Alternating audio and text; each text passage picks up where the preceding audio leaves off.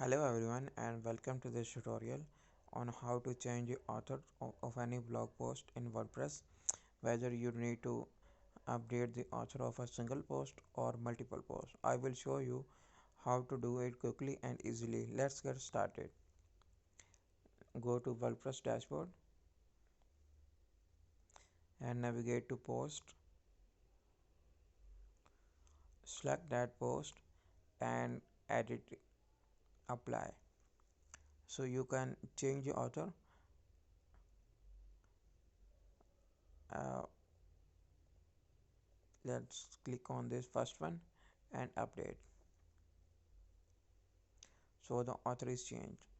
So if we want to change all of the post author, then click on this edit and apply. First you can see author is Slim and change this author to Asif.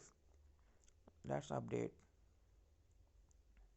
and the author is changed.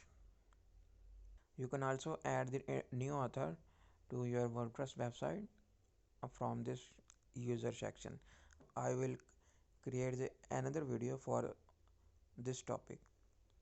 So okay, and that's it. Whether you want to change the author of a single post or multiple posts, WordPress makes it easy to manage your authors and their contribution to your sites.